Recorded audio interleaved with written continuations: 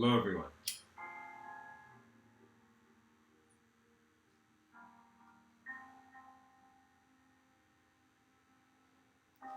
The seeds, the seeds of cultural evolution must be watered.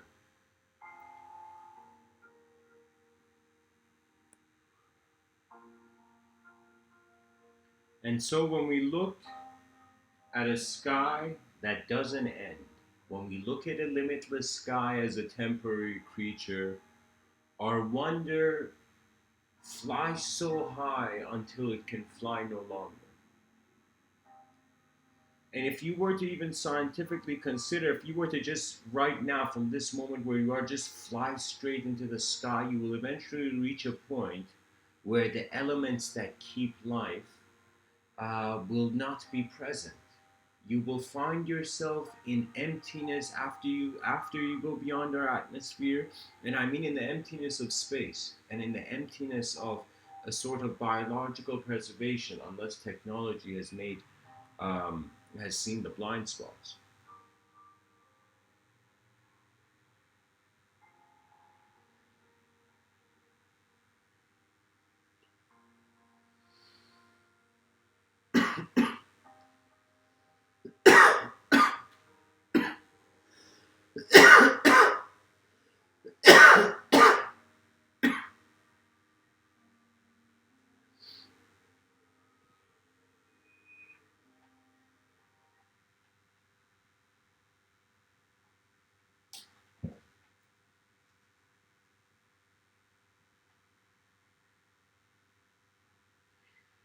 Um, a way I would like to engage this is that civilization is not something that in one lifetime a certain aspect of it or a certain objective for the civilization's advancement can be achieved. One can say our DNA is how each of our ancestry lines, all our great grandparents, they kept a pattern alive, they kept a design alive.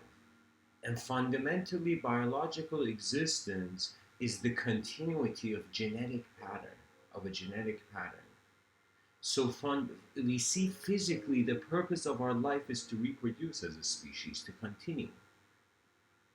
So we live for continuity of that which had a value in the past. Because a man who forgets his roots will, in some sense, find his branches of knowledge void. In life, there's many hats you can wear. I am, in some sense, giving you the pilot's hat in this talk, and I am suggesting that each human being, if they choose to explore their free will beyond circumstance, a condition, or a belief, when the shackles of language have been, in some sense, broken, or you have unshackled yourself from linguistic subjective existence, you find yourself in an emptiness where time and space have not even been thought up yet. You find yourself in an emptiness that has never left. It is the container of this universal sector, not just this universal sector. Existence is contained in a cup called emptiness. Or one can say emptiness is the space of that which contains the whole universe which we cannot see. And so the universe, of course, it has to be considered as a sort of room because there's stuff in this emptiness. It's as if God likes spheres and circular movements. And for me, when I look at it, the biggest data from the world comes from our eyes, which are spherical, as if the spherical eye, in some sense, was aligned to the spherical sun, where the light of that sun entered the eyes of the person. You see, once you study something, you begin to notice patterns. The details become worlds of their own, and the exploration continues. Now, culture is, you can say, when you look at civilization, let's say civilization, this is Mr. Within's definition of just civilization. This is how I'm used, these are how I'm sharing the images behind the words that I'm using. So for me, civilization is just the collective effort and advancement of all of our species. Do you see? Our civilization cannot be defined by one man, and it is seldom shaped by one man. Civilization is the overall intelligent activity of our species and our ancestry and all that it has come to. Now, culture, civilization is pretty much everything human beings are doing on the planet, but culture is how civilization has, in some sense, aspects of its own identity. Imagine civilization as a brain. Imagine, like, suddenly, like, imagine I'm giving this talk after the first day after world peace. Somehow, through some mysterious circumstances, all the leaders in the world became peaceful, and we're like, holy shit, what are we doing? Let's rebuild our structures of economy and wealth. Let's redefine the world in a clarity that does not need greed to survive. Does not need to push uh, your fellow man's head in under the water while you try to get to the shore. It is. We have to be careful. We have to be careful how much we care for the world, or we will lose it. That's the nature of things. Whenever you don't care, you lose it. Same goes with even relationships. That's the problem. I was very baffled by this, and I wanted to comprehend why relationships, in some sense, uh, uh, why in the Western world the divorce rate is a lot. Okay, a lot of people getting married and then somehow they can't maintain it, or their attention goes, or something occurs, like one of them cheats or whatever. Like something happens that makes the attention of the two individuals no longer care to build a world together. And that's why you see in movies or even in real life that there are parents who divorce, but for the sake of the kid, they stand together because they understand that the child's view of parenthood is that mother uh, that the child's parents are together, his or her parents. Do you see?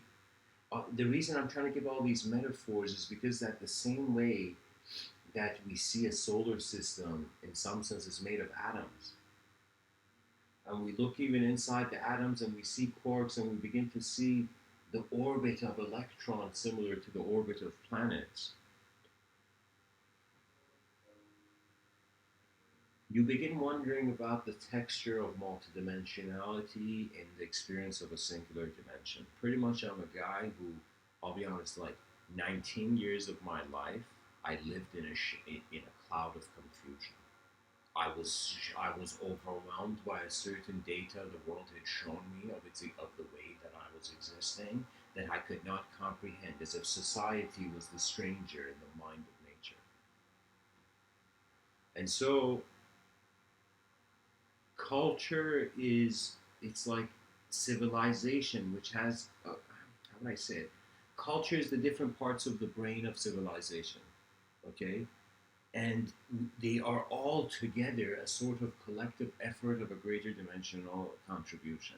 So, in some sense, we shouldn't be living for any other world than the world that is here now. And how we live in the world that is here now is to see how far it has its inspiration gone. So what happens is, I believe this goes through a certain cycle of known unknown. We're pretty much oscillating from between moments where we know shit and moments where we don't know shit. Excuse my language, but that's the honest truth. We are oscillating. We have to, because you need the space between the sentences so that you begin to see the sentence. The words begin having a value once they're separated from the rest. So that means sometimes we devalue people in mob mentalities, but at the same time, we value their individuality and uniqueness. As if when you see an ancient Japanese kind of like, not ancient, but like a Japanese calligraphy master, you know, like you begin to see, wow, it's as if concentration can lead to an art that is in rhythmic abidance with nature's presence. There's two sorts of creativity. Believe it or not, everybody's creative, but their creativity is either aligning with the rhythms of the world or it is not. Like you can like the problem with I like the problem. Some people, I've had conversations with people who believe religion is the joke, and some people believe religion is the punchline, you know? And what I mean by that is that there's many ways human beings have not just embodied within kind of present attention their physical body, but they have subjective bodies. If I ask you who you are and that story you tell me, believe it or not, that story is your subjective body. The character in this world of perception that you find yourself, that is that. How would I tell you? That is the eyes of man in the presence of mankind. So for me, I'm starting to notice a pattern. I'm starting to see that our next evolution, I think, is through boredom. We're just going to get so bored of constantly creating our own luxury that it's as if there will be rebels against the luxurious. It's hilarious. It's like kind of something like that when the spoiled son of a billionaire looks at his father and says, "Holy shit, how has this human being lived for the world? How should we live for the world? And if these questions are never brought up, how could we have answers?" You know, schools, they talk about peaceful men. They teach peaceful people in history, but they like Gandhi, Mother Teresa, and the list goes on, Dalai Lama, Saint Augustine or whatever. Like what I'm telling you is that there's many stories of kind people, but there is never a motivation, especially in our educational system, to, in some sense, honestly, I feel we have to adjust the educational system so that once the child leaves the educational system, they become a servant of the world, kind of like the wisdom of the general that had been through many wars, where you must serve before you can command. You must first have within yourself an ability to live for life intelligence. That means you got to start being not only nice. This is my suggestion, of course. If you agree with what I'm saying, abide by it. But if not, your eyes are a world of their own.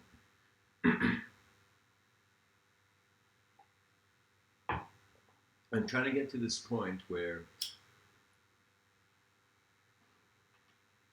I feel we as creatures are starting to notice patterns of intelligence that cannot just be contained in language. When we see this knowledge the educational system gets a scare. And I feel like experts, especially in linguistics, they've understood something. And I'm kind of happy. You know what they've understood? That all of our knowledge is hovering in empty space like our planet. And the unknown percentage of existential phenomena is more than the known.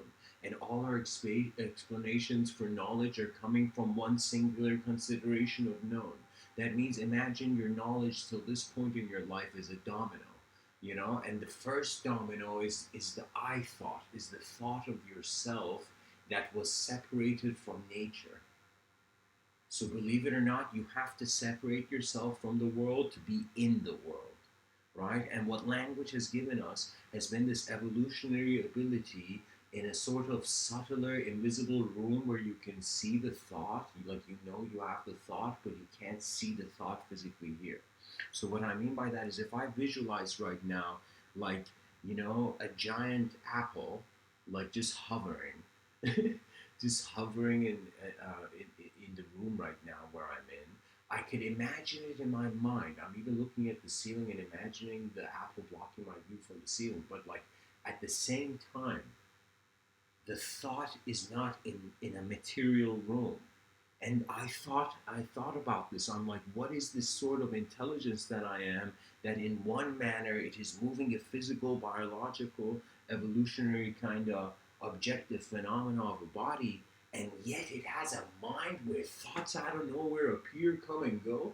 It's as if like the entrance, my awareness is kind of like this open space where thoughts are just walking through. It's like one of those, it's like a part of the road of life where many different phenomena occurs, and yet it is only contained in your experience based on your ability to be exposed to that phenomena, or your ability based on how you were exposed to that phenomena. So the reason I'm talking about this is that culture refers to a personal dimension. Culture is where it is in the culture creates the atmosphere for individual responsibility and individual storylines to have a way to connect to a collective vision, right? Culture is the way we live and the way our ancestors lived and the way our future children will live.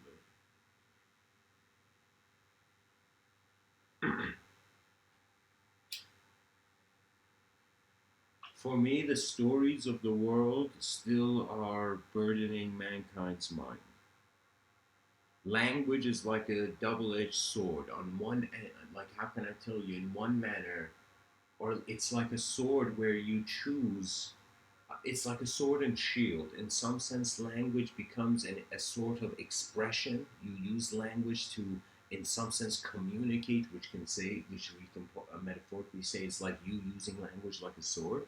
And there are moments where you listen and you receive phenomena, and then language appears. And there's moments where you communicate and language appears. If you look at yoga and meditation, like the actual yoga and meditation, not like yoga pants meditation, like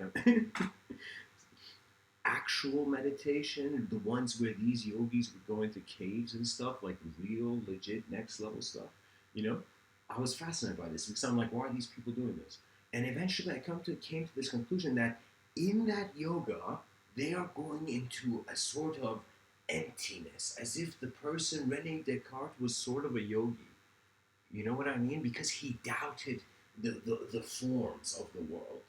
And he started to doubt everything until he realized there's this subjective kind of thinker behind his eyes that he cannot doubt because it is the one bringing forth the relevance of the meaning of the idea of doubt. Trust me, just it's not that planets only orbit around the sun. All language orbits around your attention. Yet the language that is visible it's like the alignment of the planets is that conscious thought that suddenly was um, your advancement is based on how much you see nature clearly and how much you see how nature is happening. That means honestly guys, we fight over beliefs. We look at our species, we look at our history. So many people have died fighting over language. All wars have started from language. And some people are going to be like, Mr. Within, you use the word language so simple, it's such a complex thing. And I'll be honest, guys, it's fun making something complex, but practicality, application, and actual execution of an idea has to have a simple solution, or it will not be an instantaneous effort. That means if you notice, when you know something, let's say you've used it, like let's say you were a child and for the first time you saw a television and you saw a remote and you used that remote and you figured out all the buttons on this remote. Now, next, let's say you go to a friend's house, a totally new environment, and you see the same TV, you see the same remote, and even though you're in a totally new environment, you're in a stranger's house pretty much, like in your friend's house, let's say you've gone for the first time, what occurs is that you begin to see the patterns of intelligence you cultivated in other moments. You in some sense, that becomes your memory. That's what you remember. You know?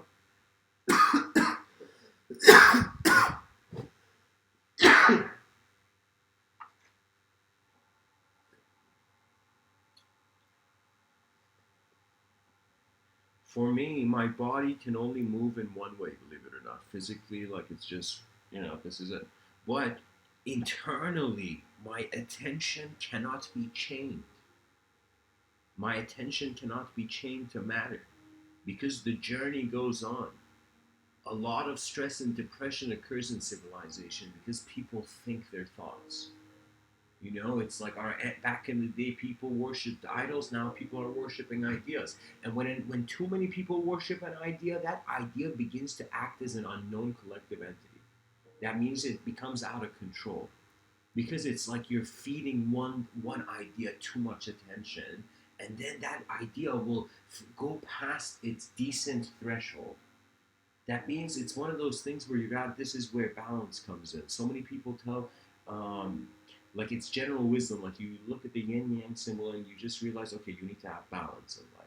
Okay, but so many people don't know where that balance comes from, and that balance comes from when your experience of the moment is beginning to experience resistance. So in life, a lot of confrontations I avoided. No, it was because, how would I say it? There's some moments where your heart, your actual, like your inner wisdom, the eyes of your mind that stand as the mystery of the soul, they will command you. There's moments where your intelligence, your free will move on its own, as if you kind of return to nature. Your wilderness appears. That means, think of it this way: if we evolved from animals, animals are known to be savage, wild. So now we're sitting here. Everybody's wearing clothing, and we're standing on two legs, and we're saying we're civil people. Okay, now we have language and sophistication, knowledge, civilization, all this. However, that animalistic past history cannot be avoided. So what we have done, this is why it's kind of like we're not from this planet, is because we're an animal that in some sense moved away from being an animal. And it moved away from being an animal with the introduction of a new dimension. So whenever there's the introduction of a new dimension, there is space for evolution. So when I say watering the seeds of cultural evolution, I'm saying to allow the freedom of peaceful states where genius and innovation can step out of their shyness. You know, we have to allow this life and allow people, like in the Human Declaration of Universal Rights, they should say it is part of your right as a human being in this universe to be able to create a new dimension. And when I say create a new dimension, to be able to consider a new dimension. That means we can never define people. Like when you go look in the dictionary, some words have like 1 to 7 meanings or something, right? They don't have just one meaning because the word is being used in different ways to have different approaches. However, if you can give 7 definitions to a word, can you not give infinite definitions to a word? Can we not endlessly say the word cup can mean endless things? So we realize we align our subjective and language-oriented subtler realms and planes of imagination, subtler planes of imagination. We administer them through the experience of objective reality.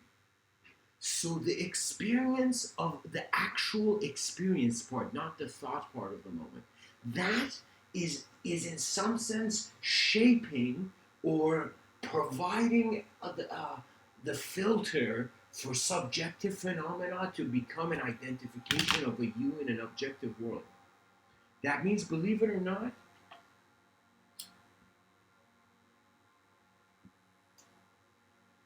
our sight is present in 2 modes. We are in 2 dimensions, a subjective realm and an objective realm. These are both being experienced in the same moment, in the same way that you have 2 eyes that see the same. The moment has 2 ways it exists, and this either relates to the hemispheres of our brain or it relates to the natures of the universe. That means if we seek a truth outside of ourselves, we are saying there is a truth our mind cannot contain. But when we seek truth within ourselves, we are wondering, how has our mind even come to be a container?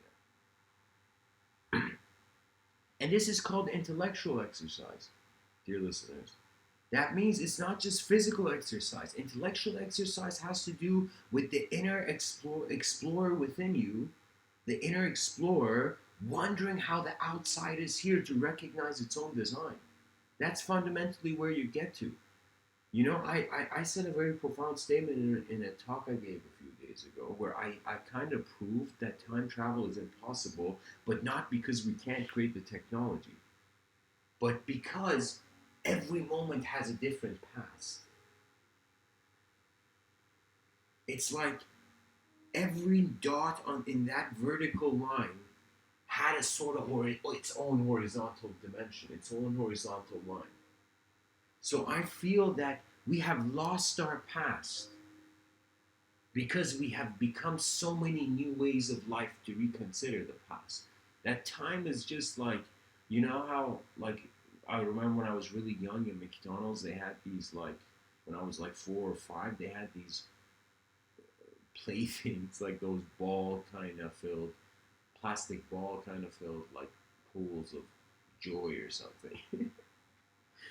So I remember it was as if, like, how can I tell you?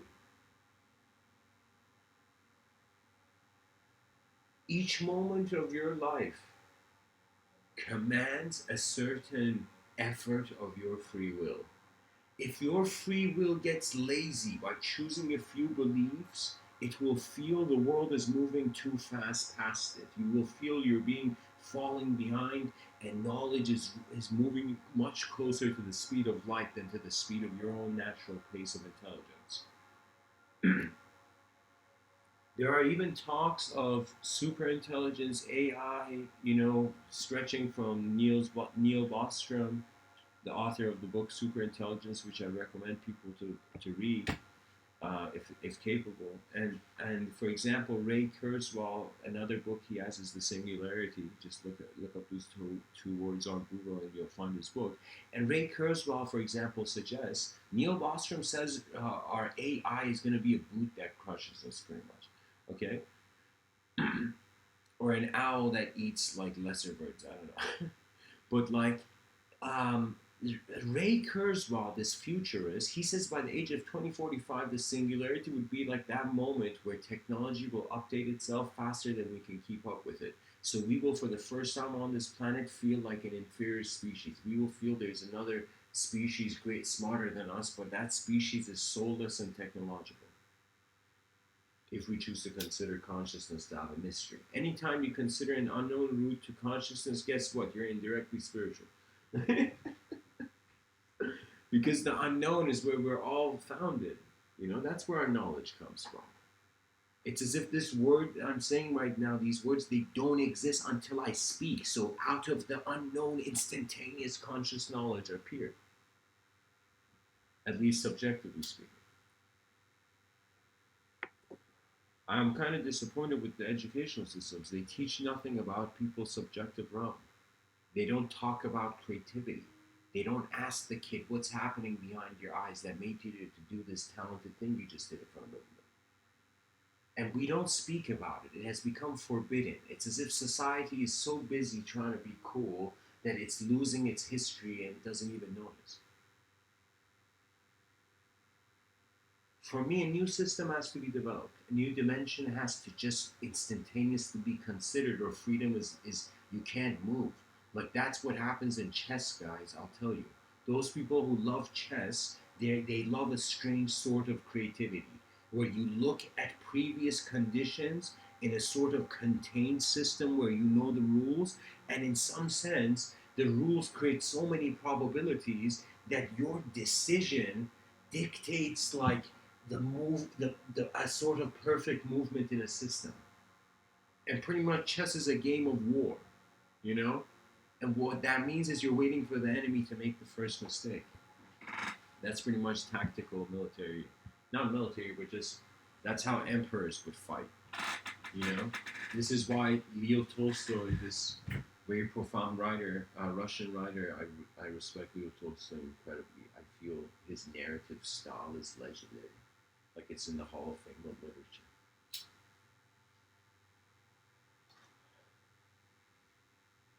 He says the strongest warriors are time and patience. And if you understand that, you understand, holy shit, a world is just here and it's changing all the time. And we usually have to adjust ourselves to it. And how we adjust ourselves to the world, it's based on our energy levels. And it's like so many people don't understand. You require energy to speak. As I'm speaking right now, there's energy that's being used. However, the mind, this is my experience, the mind can bring energy. Because energy has a sort of conceptual origin in its presence, in its subtler presence. So the man that became the sky could not die. Because he was no longer a man, you see? Albert Einstein tells us you cannot solve a problem from the same level of consciousness that created it. So that means you cannot update your life. You legit cannot update your life if you do not see something more than what you are seeing now that you're trying to find a solution. So it's all about data, guys. Something they didn't say is that we're hunters and gatherers, but we're also not hunters and gatherers of food. We're also hunters and gatherers of data. And that's why we have interests. That's why when the mind was opened on this species, we discovered the mind. And when I say discovered, it was the intelligence of the subjective realm was here. By the way, guys, anybody listening, if you get thoughts on what I'm saying, feel free to even challenge me or say anything. You can ridicule anytime you want. But I want to say, the seeds of cultural evolution must be watered. This responsibility that like there was a world all our ancestors were living for. Now we can say a percentage of them didn't give a shit about the future, and some of them did.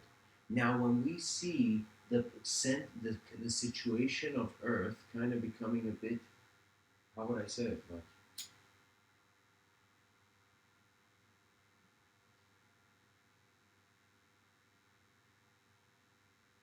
it's like our ancestors started to make mistakes, okay?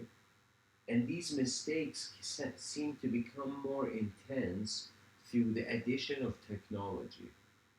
And for me, technology seems to be a sort of destined phenomenon. Sometimes you can plant a seed, you know, in the soil, and you can know the destiny of that seed, that there will be a tree there eventually. So that I call that organized destiny.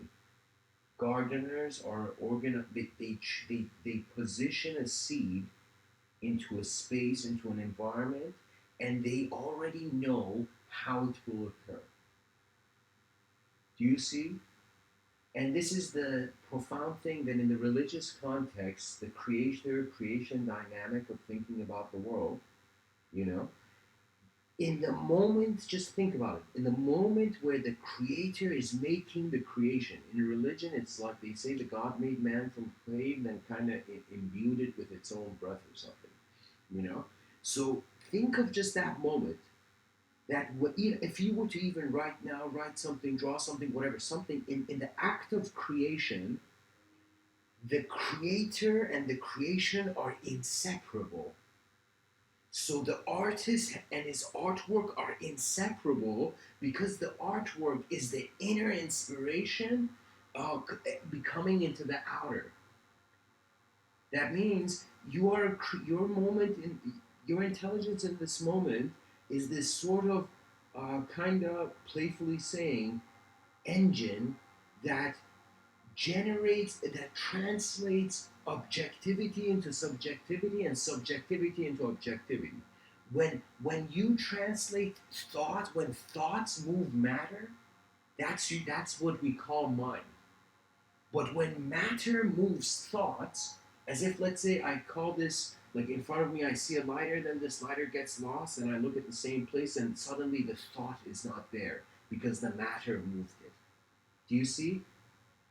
So I find that the laws of the universe, it's too soon to decide it, but we must entertain it. And this is the limitation because I'm saying the problem of knowledge is that a giant meteor is hitting it, and it's called the language threshold. The edge of knowledge is the edge of language, so the evolution of language becomes the evolution of culture because the evolution of language is the evolution of people's thinking. Our species right now, as I'm speaking, you have been kind enough to come and listen to this talk somehow, you know? But there's so many people in the world that are not like me and you right now have our attention on this idea, but there's so many people that have different views. So first we realize we're in this huge marketplace of ideology, and everybody's trying to find the best thing to buy.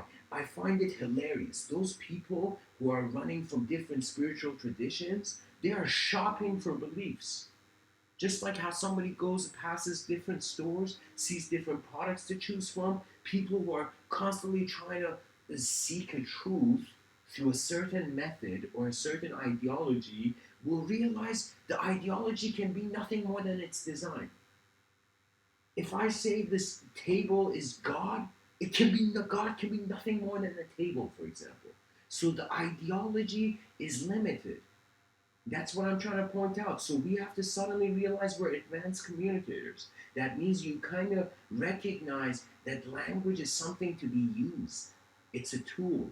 It's like it can be an elegant brush, or it can be a mighty weapon. It can change the minds of civilization, or it can accelerate chaos. The art of language is the art of being aware of how your experience is happening, how your mind is being your moment. Your moment is being your mind. Your attention is the navigator. So cultural evolution has to do with the responsibility. Like if anybody that's listening, if you've heard of Jordan Peterson has this very unique approach towards the greater developments of our civilization. Like he sees advancement in the individual because he's a psychotherapist, psychologist. His approach is that the individual is so phenomenal. Look at the unknown mysteries of the mind that we should all just focus on individuality. So Jordan Peterson's kind of like putting a slow down on like technological advancement by bringing people's attention to how much we have not explored the joys of natural living. If the world becomes too soon technological, it's as if like they're kicking a person out of a restaurant before he's finished eating. That's the problem with technology and the battle it has with nature.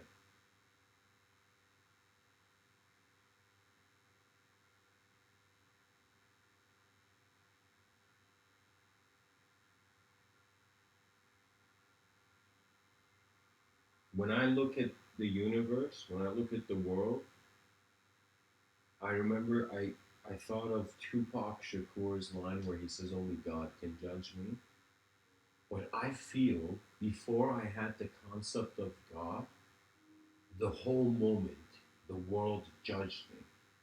And it wasn't judge me. Judgment is the distance between different ideas or core structures of thought. Every person right now, I'll say something unique. Your intelligence, think of it as architecture. Think of it right now, wherever you're sitting, just like how a building has a unique architecture, the way your intelligence happens through your body has a unique architecture. And you have some parts of this architecture you have seen, some parts of this architecture you haven't seen. So I'm telling you that there is not just an outer world, there is an inner world. But this inner world is very playful because the inner world is, in some sense, how can I tell you? The inner world doesn't have an outer world. To the inner world, like you can look at this life and say it's all your mind simulation and you have no idea where everything is. This was like a question in philosophy where they sent the brain in the gap. Like, what's up with that? You know? So we must ask, how open are the eyes of our species? And how open are your eyes? And how have they been opened and what are they open to? Because for me, mysticism also requires, if Carl Jung was here, I think he would agree, that mysticism requires, or anybody who just seeks truth, any sort of truth, you know, whatever you concentrate on, whatever becomes like the most exciting thing for you, it becomes pretty much the image provider of your world. Emotions are intense energies that can push you into beliefs. So I find that an advanced communicator is a person who has realized they're not their emotions, and they're not their thoughts, and they're not just it's their senses. Okay, that's an advanced communicator in my book. That's how I use that word. And this advanced communicator has realized this because the advanced communicator has realized fundamentally before any classification to be imposed or put upon its intelligence, it was the world happening. It was you are an advanced communication of this universal sector.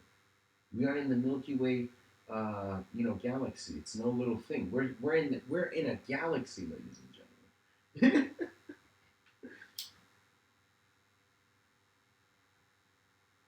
So the attention is healthy to be outside. If people tell me, do children need meditation and spirituality, I'll be like, not that much.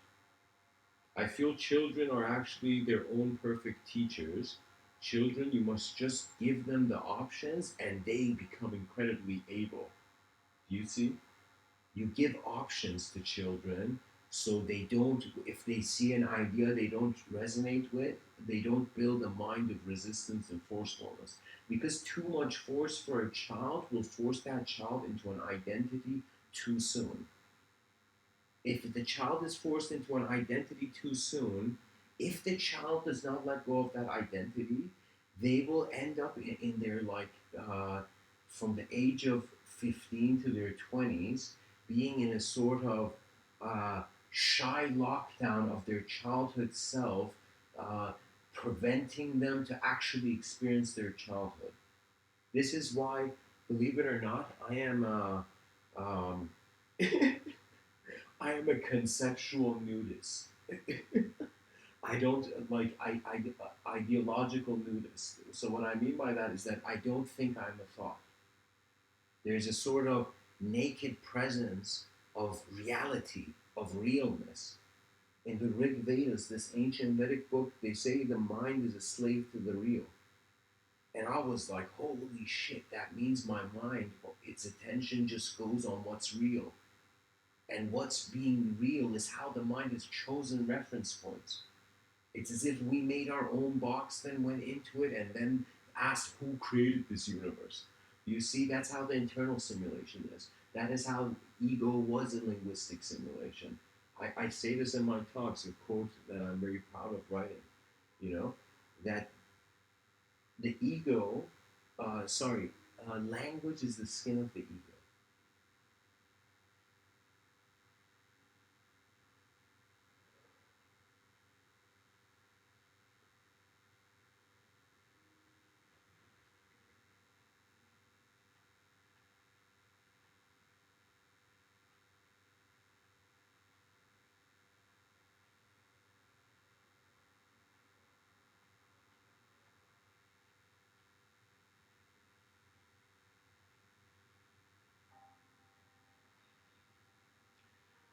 Ah,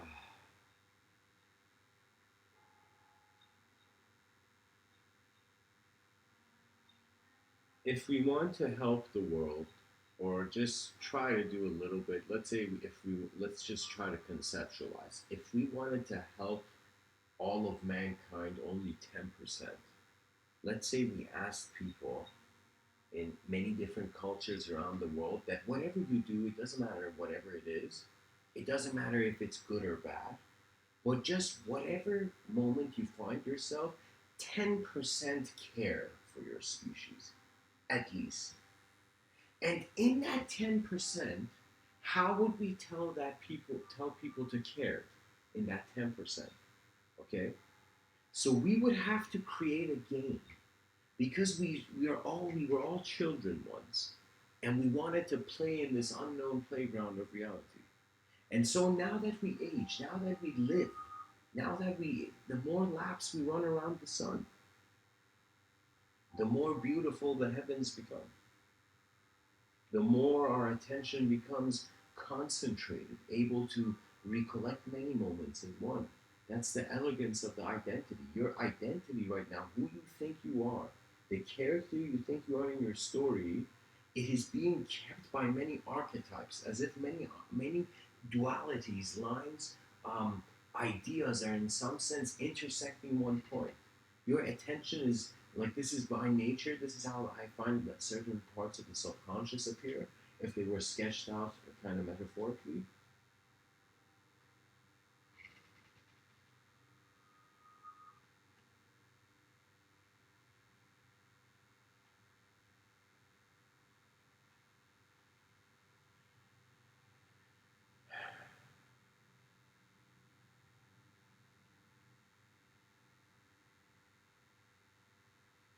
Pretty much, guys, I feel this all leads to this idea that the next evolutionary leap for our species is to trust the unknown. When it trusts the unknown, it rediscovers its intelligence beyond the conceptual realm. When it understands it's a creature beyond concepts, it no longer feels stressed, depressed, or happy, or all this stuff, because the language no longer dictates your inner condition.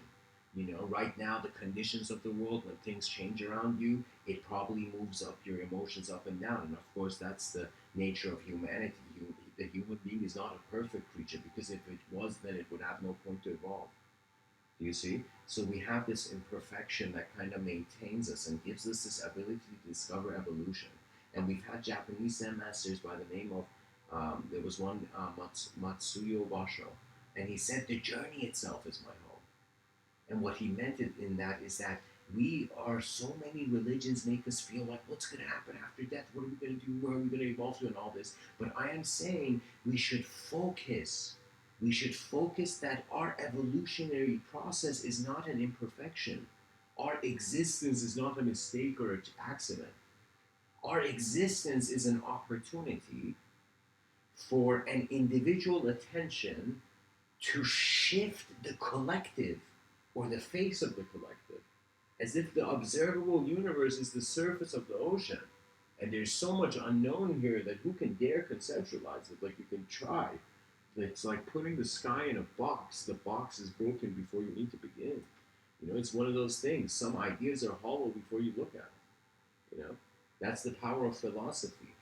It gives your experience an ability to align with the proper thought.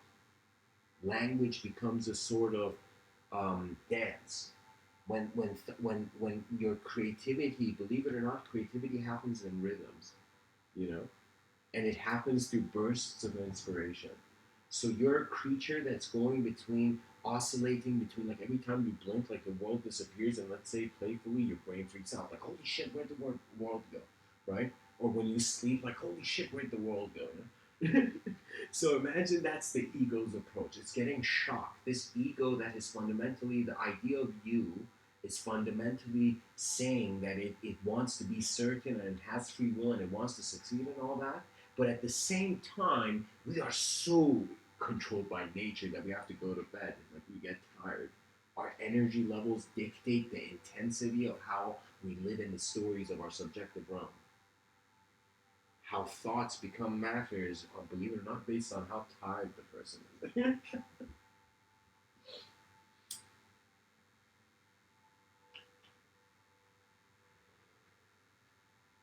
So water the seeds of cultural evolution by, one, caring for the world, and then realizing in order to care for the world, you must care for the self.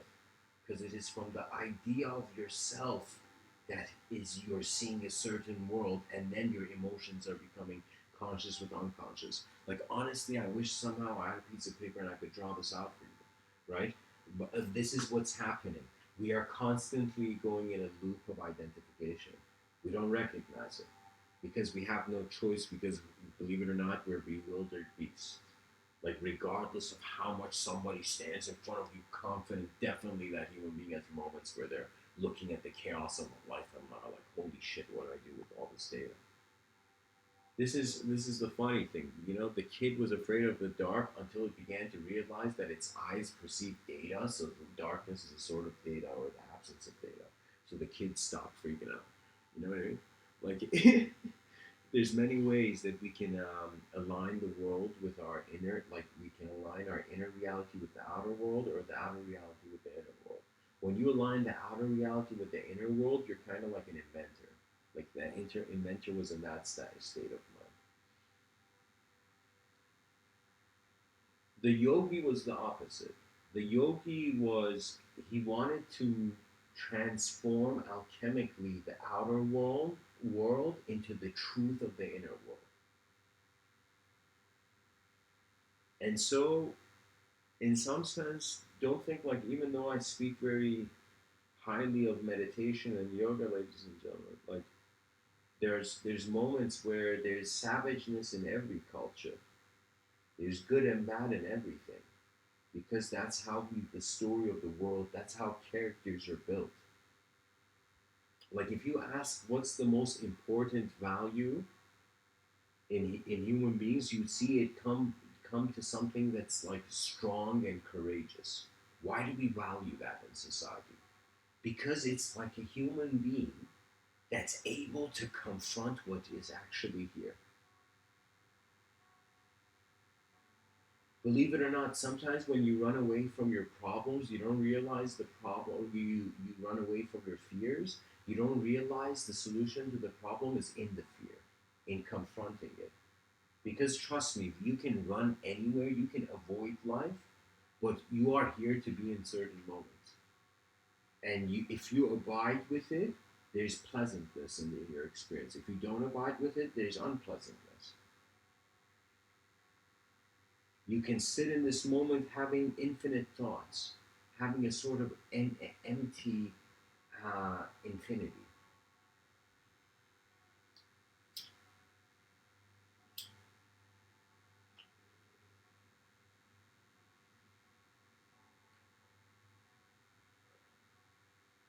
And the reason I say that we have to be able to add a new dimension, that means we don't have to just look at how the past wants us to live. We just say, okay, everything, like we just bring a blank page and then we build our, re-envision our strategy of collective advancement. Because I feel we need to have purpose. And when you look at a lot of militaries around the world, these militaries gain purpose when there's an enemy. Now, when the enemy is human beings, that's kind of stupid. That's like two people. Like if we entertain the idea of a human family, war was like brethren killing one another. So it made no sense. It was savage blindness or just a bad decision. You know,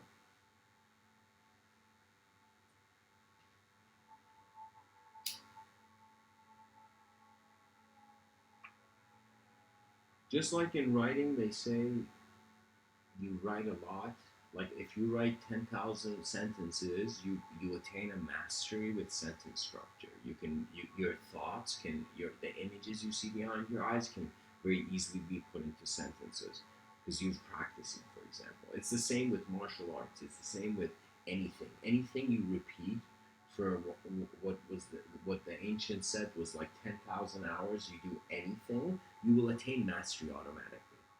So just do it honestly for 10,000 hours, and you'll attain it. And sometimes you might even attain it earlier than the 10,000 hours once you see the design. Once the design of the intelligence of the world opens up, because your intelligence did not want to define it first. When your inner reality stands quietly in front of your outer reality, that's when you see karma become the movement of the world. Maya and karma infuse. They all have a sort of going forward commonality. So you are a creature, and we all are when I'm saying this. We are all creatures that are living in language to give matter meaning. Now, where do we go from here is very playful because it's just like the same question the AI robot is going to ask. And Rick and Morty nailed this idea, where in the show Rick and Morty, Rick makes a robot that passes butter, and the robot's like, "What's my purpose?" And then Rick is like, "You pass butter." The robot just goes and passes the butter.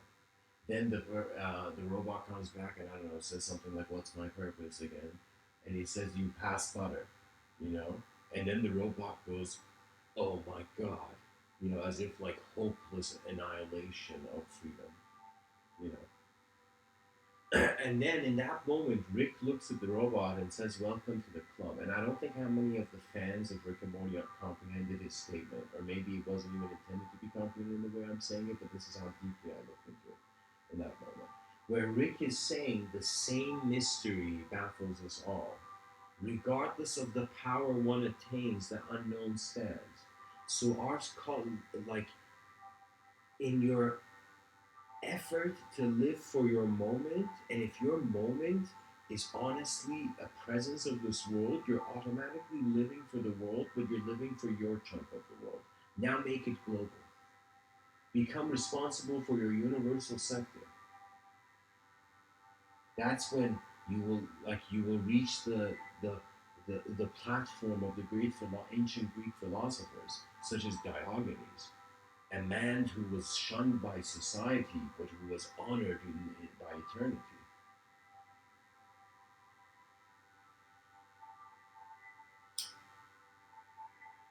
A person came and asked this Greek philosopher named Diogenes, the father of cynicism in some sense, the philosophy. And the guy came and said, Diogenes, where are you from, man? Where are you a citizen from? You know. And Diogenes was just went into this Robert De Niro mode. Was like, me, where am I from? You know, I am from the cosmopolites. And when he says this, I mean, he probably says it with much more intensity than I just did. But like when he says, I'm a citizen of the cosmopolites. I'm a citizen of the cosmos. That means I have not just decided to consider what I'm responsible for to be just what's on this planet. It is the whole moments of experience. It's like that's why they say a fulfilled life is a life where you're fully experiencing all its dimensions, its full dimensions.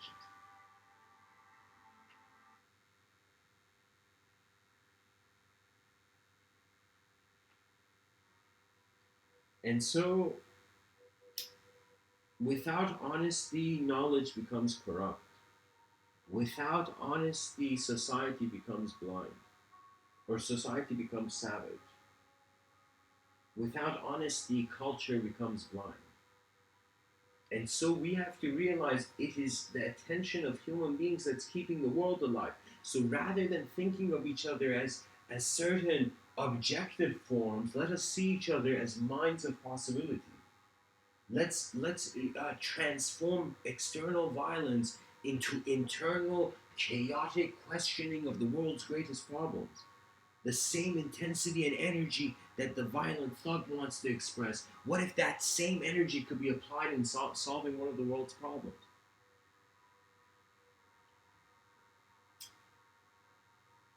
We are evolving beyond the era of data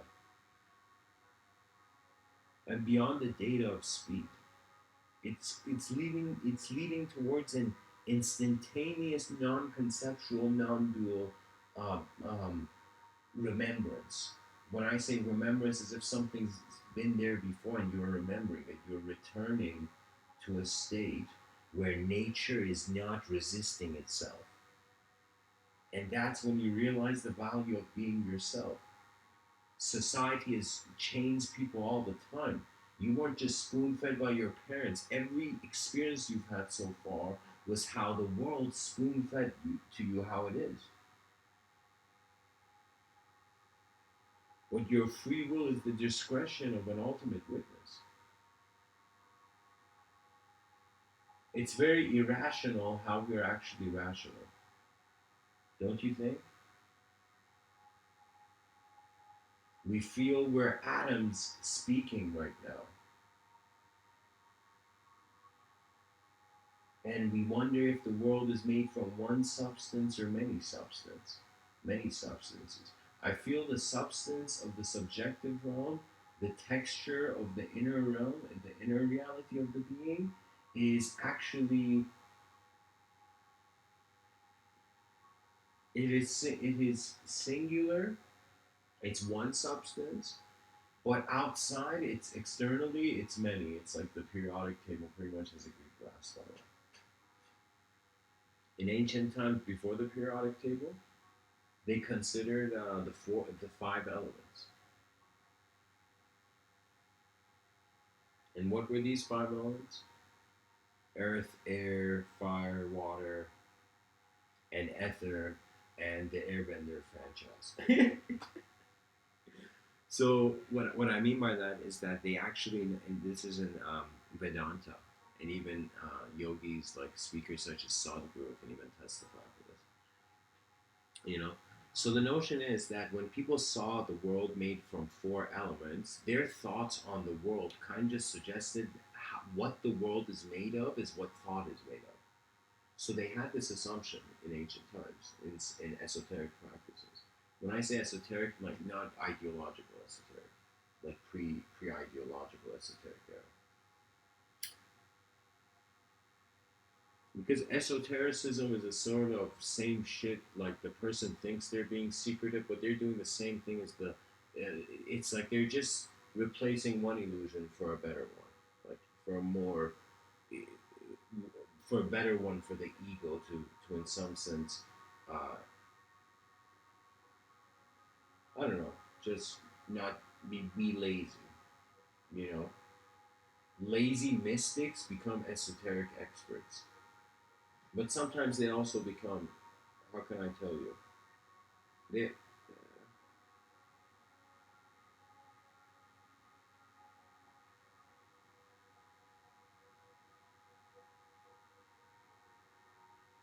see. I have respect for the esoteric community, but for me, the point is, what is the grand game that we're all involved in? So I want to say, I don't care what each organization on this planet is doing. I care how much they have seen the value of the planet. So it's the child of the dictator running to the dictator and saying, "Father, do not raise your hand. For life is precious. That is why wealth is grand." We have to not let thoughts shake the world too much. And it's very strange because on some level, if we go towards emptiness, our truth is going to be about the fulfillment of life. If we go towards fulfillment, we're going to just see the emptiness of life.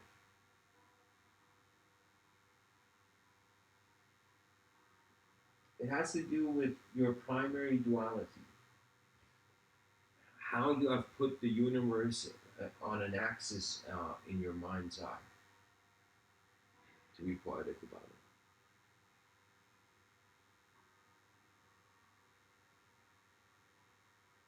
The seeds of cultural evolution must be watered, which means the eyes of people should be cared for.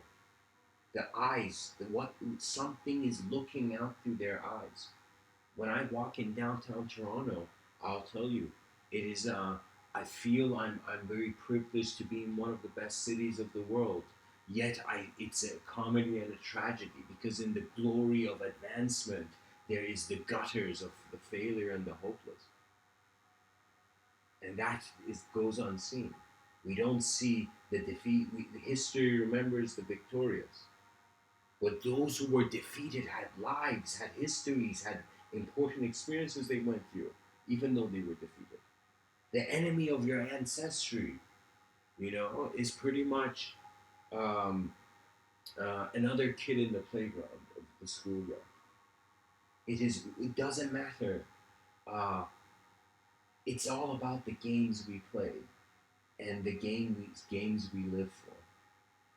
And cultural games involve people's identity and how much they have integrated with society, how much they have seen society.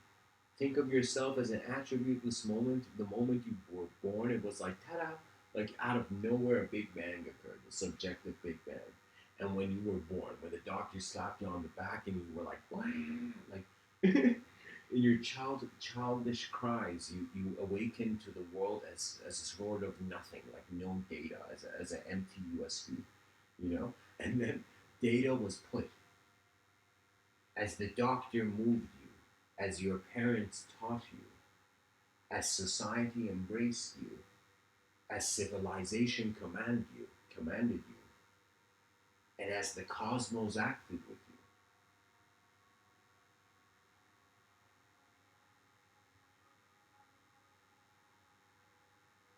The dancer cannot explain the dance, but the dancer is dancing. That's the mystery of inner exploration. You give yourself a new value. You understand why the word new exists. why the word novelty exists. These are words in the dictionary. I didn't make them up, guys. You know, like honestly, the person who had the, excuse my language, who had the balls to give a definition to novelty in the dictionary, I'll be like, damn man, you're trying to be badass because it's impossible. The new cannot be defined by the past. It is the X factor. It is the unknown, and that's where creativity comes from. When you have writer's block, you probably think you know so much. When you feel you don't know so much, then you'll be like, holy shit, why am I even trying to, in some sense, project a view like I know? How can you know what happens in a changing world? That's why you ride the waves. You don't treat it as an objective, as something you're trying to reach.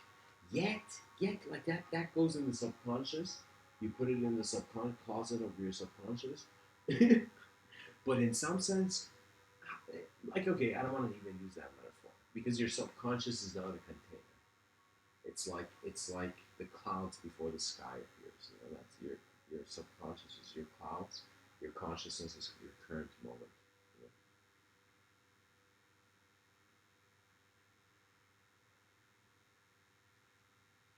know? As thoughts get momentum, as experiences amplify, your identity changes. You wake up every day feeling like it's a new day, and you can't feel like it's a new day unless you feel like you're a new self. And a new self commands a new worldview. And a new worldview means you have to make a choice of what you see and what meaning and value it has for you. And so the responsibility on an individual inner existential level, experiential level, extends to the responsibility of an outer sort of manifest cosmic level.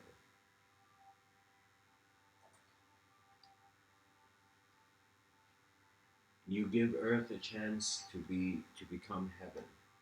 That's what I'm saying. For me, I'll be honest. I reached the point. This was in 2015. I felt I had done something. Like sometimes in life, you can say the purpose of life is to do the proper ceremony or to do the ceremony of your life. When I say ceremony, that means a ceremony is a behavior and consciousness. So I'm saying you kind of see your whole life to be a sort of ceremonial performance, a sort of dance with the world. And so, in order to dance, you have to be very flexible. So, in order to be able to function properly in a world where animals have put suits and ties on, and excuse my language, I mean I'm one of those animals. I'm saying like it's an evolved spectrum. It's an effort to tame savageness through the additional dimension of the subjectivity. But then comes the responsibility for novelty and the unknown. So everything I'm saying, guys, is will come down that is that I'm saying like what's unique perhaps from these Mr. Within talks is I'm saying that knowledge has an edge, and its edge is language. And I have coined the term the language threshold.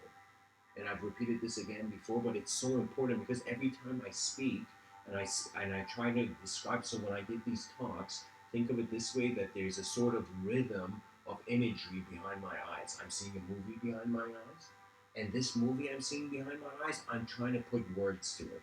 So my poetic inspiration in these talks arises from me watching this movie behind my eyes, which I put words on, you know.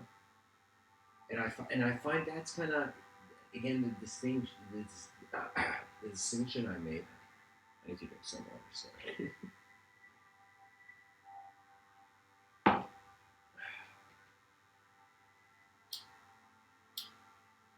Think of it this way: you look at you go to you find a mirror, you look in the mirror, you get convinced like that's your body and this is who you are. Now think of it this way: if you want to get convinced you have a mind, or if you want to get convinced you have a soul, you have to find a mirror. You have to find some approach that sight cannot be false to itself. That means before you doubted truth, what if truth was before emptiness? That means could this the design of existence go wrong? And how could hell and heaven honestly be made. For me, these were states of mind. Religion, people think religion is just like some ancient writings. No, religion is they're keeping a story alive, they're keeping archetypes alive, even though some extreme, because some of the archetypes in the religious narrative weren't culturally inspired and socially inspired, but some archetypes were purely inner experientially inspired by the prophet or whatever, right? So what I'm saying is, every prophet has had a relationship, has had three relationships in some sense. One relationship is with the world, one relationship is with themselves, and one relationship is with that which is the origin of all that. So let's say God. So the prophet was like, holy shit, excuse my language, but holy shit, the unknown. The unknown is shaping my knowledge. Some force, nature's force, is shifting me, and we call it divinity when we put ourselves as, again, as a character in a story.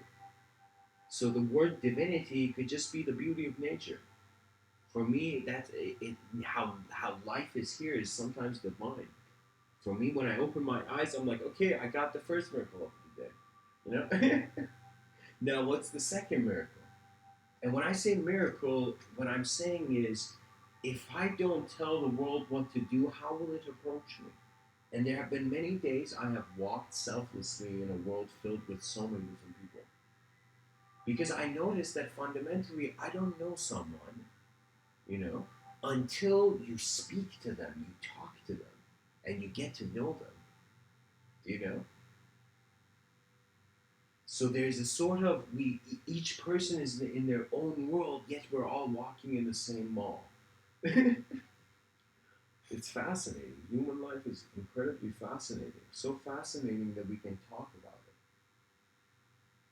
For me, the fact that our ancestors got us to writing was a huge advancement. Sometimes I feel like the sun is bringing secret information in its light beams to us. I'm saying this playfully, of course.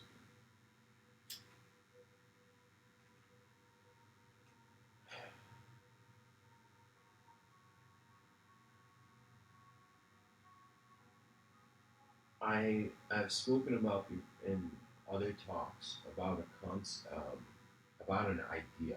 This was one of those early ideas that I would communicate. I think around 2014, it was like the core, one of those core pillars of my ideological framework. Because your thoughts can have as much organization as your intuition can have. Your intuition is how you naturally are, defining how things are.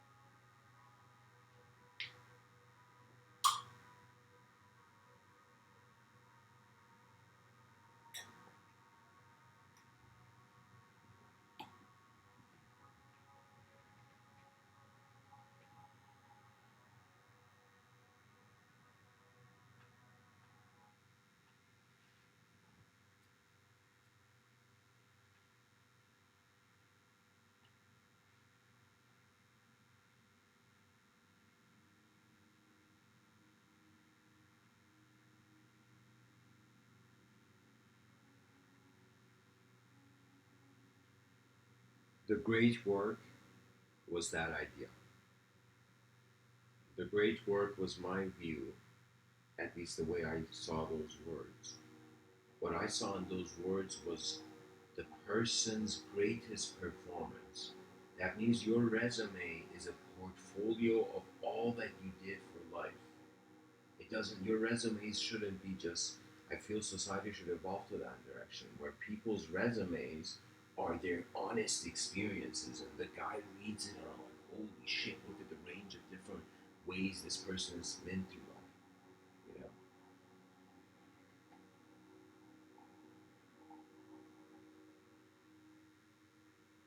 Trust me, you're always a stranger when you step through a portal. like in the movie Stargate or something. You know, you become instantaneously a stranger in a world where before you were something that was familiar and was from the world. So for me, the effort of matter was to become thought, and the effort of thought was to allow an intelligent originating awareness from matter to go into thought, and from thought to go beyond. There's stations to our intelligence, and that's when the levels of your mind open. Your mind is a natural phenomenon. That was my hint. That's the hint I got. That I was like, wait a minute, things are natural. So how could there be honesty, dishonesty? So I was like, wait a minute, wasn't nature here first? How can we have guilt? How can we have judgment? Isn't it all just naturally happening? Right? That was my first expression, but then no, people have sophisticated stories. Yeah. And so do I, but my stories are hollow, though. I acknowledge their hollowness.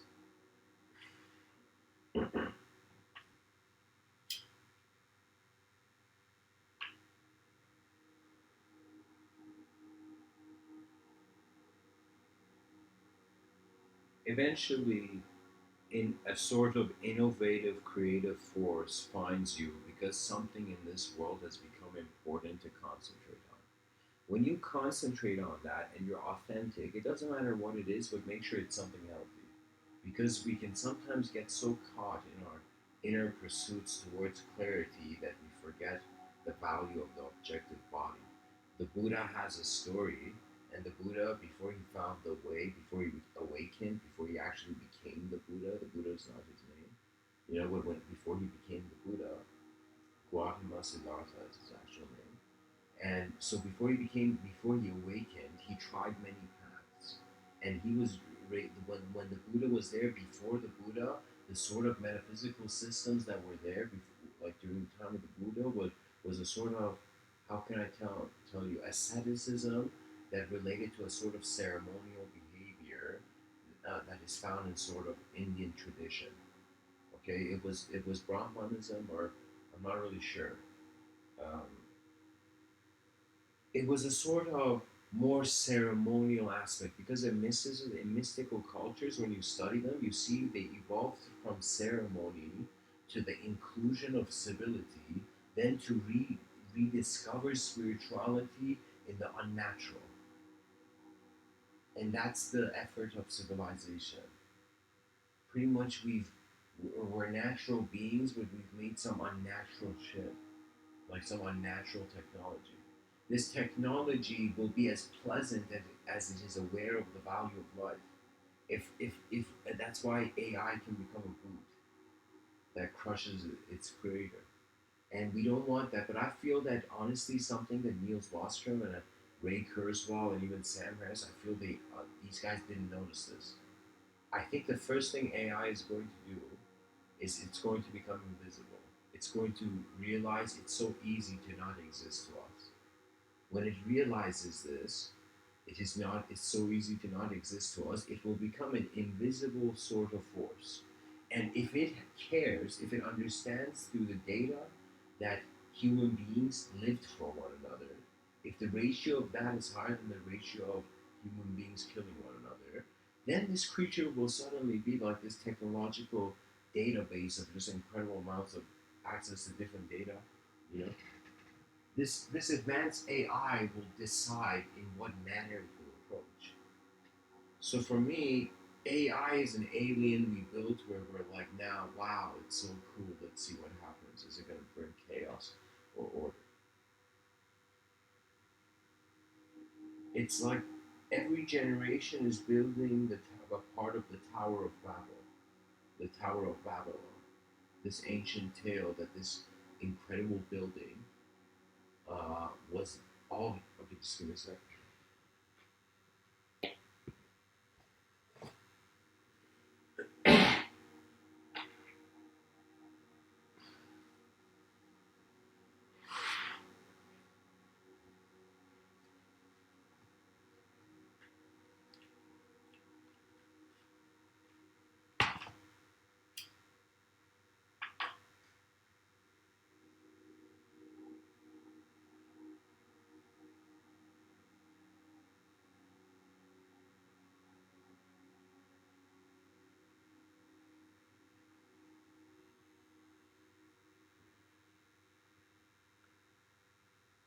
all the human beings on this planet.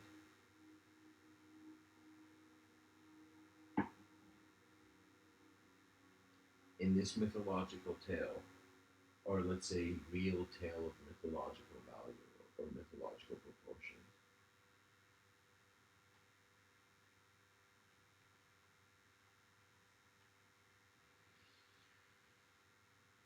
all of humanity united under the common banner of being able to speak one common language of experience.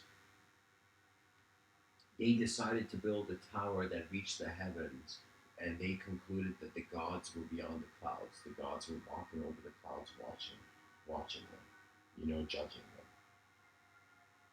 And so humanity decided to, it's a metaphor, of course, decided to advance towards the heavens. We decided there have been, don't think like what I'm saying now is new.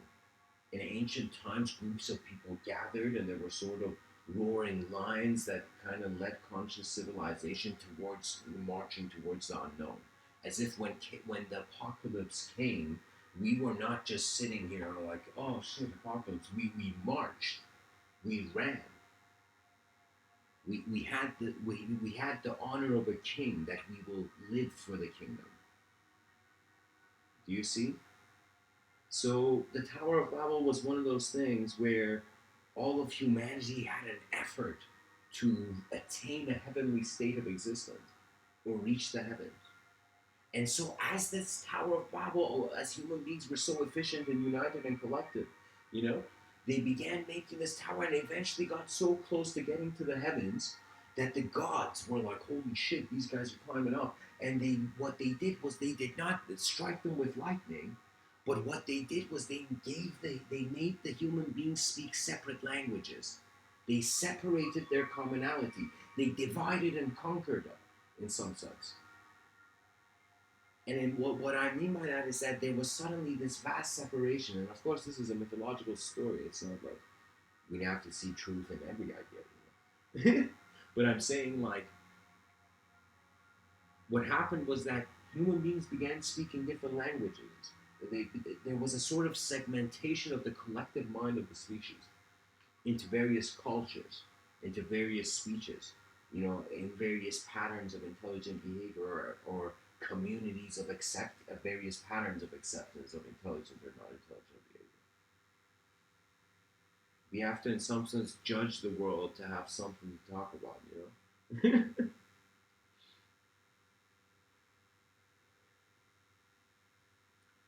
So that's the thing. Pretty much the effort of civilization, where we're all headed, is we are in that separated languages kind of Tower of Babel situation.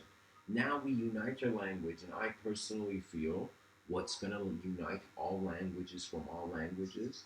What's going to unite all languages with every other language is actually what I've kind of said.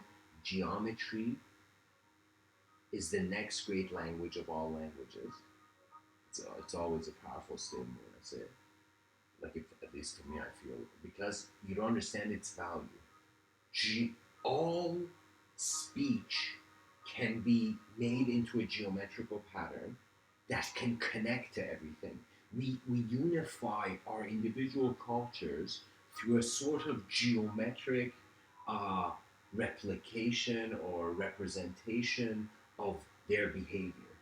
We take cultural behavior, it becomes a sort of geometrical pattern, and this geometrical pattern in some sense is integrated with the collective geometrical pattern. So we begin in some sense giving a sort of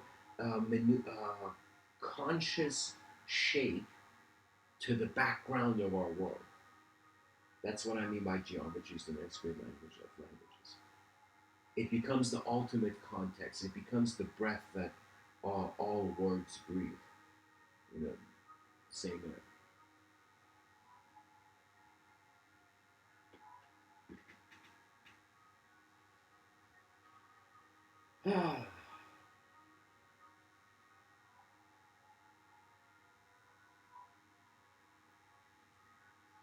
Thoughts honestly have a speed. When thoughts speed up, you, it's like your attention was on the concept, but then it begins diving into the context as the concept constantly transforms.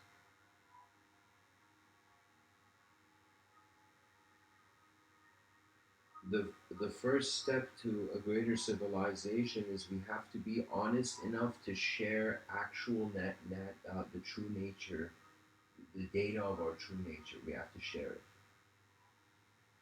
You have to be honest in this world, or you're not in this world. You're in an illusion. You're in a sort of you're in your mind more than you're actually in the world. So, guys, thanks for listening. I'm gonna open it up to Q&A. But one last thing I could say about the seeds of cultural evolution is that we kind of water whatever that continues has been watered by our attention. The attention of the species keeps ideas alive. And if science updates itself faster, quicker than religion can, people will go towards religion. Because trust me, there is a speed to conceptual progression, and people get bored. You know, just like how somebody could hear me talk right now and be like, okay, this guy's talking, in some way, and so you tune out. But you can tune in. And when you tune in, you realize my words are your mind. Your mind is interpreting what I'm saying. You have no idea based on what experiences I'm sharing these with. But there is an ocean underneath the surface of the conceptual self. The ocean is that the intelligence that you thought was only of your consciousness suddenly becomes also present in the unconscious. That's pretty much life after death. You realize this conscious energy is not just limited to this conscious container. You see the edges of your world are not just thoughts. You see like the edges of your world is kind of like there's more beyond the thought. So by being honest, by finding an honest world to live in, then you have an honest attention. And once you put that honest attention on your collective value, then clarity will be in its own, leader, its own alignment. Your intelligence will know better than any teaching or doctrine. You are looking at, you are seeing the world. No, there's no teaching left. And as you see it, you serve it, and as you serve it, you become it. And as you become part of your world, you realize its value. The value of your life is how honestly and authentically you engage your moments. It's so easy to judge, but it makes you feel impure. Whenever you're dishonest, your karma gets fucked up. And I'm not just saying that, like honestly. Dishonesty is, it keeps your attention in thoughts that take a while to leave your attention. That's the problem. That's why lying is a hard work.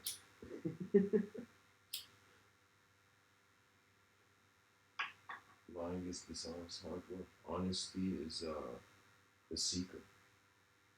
That before you needed to be perfect, before you had this structure of thought where you thought imperfection is evolving towards perfection, you realize perfection is evolving to perfection. You realize failure never existed. Even though you might fail actually objectively, but it conceptually, your attention dictates your thought. Your thoughts don't dictate your attention. Once you discover the secrets of your attention, once you're still and silent, once you allow the world to happen rather than constantly telling you what to do, you see life. You see the truth of your nature. When you see the truth of your nature, you find your style. When you find your style, through your honesty, you have cultivated an ability to experientially move with your world, to live with your world. Your animal instincts become like superpowers for your subjective self in how they move the talent, move the inspiration.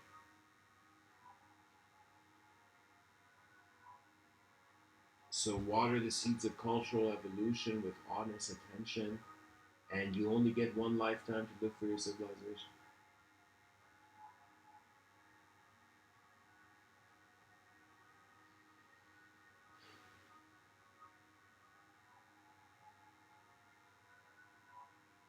So that's the end of the talk. If you guys have a question or want to bring something up, it's open.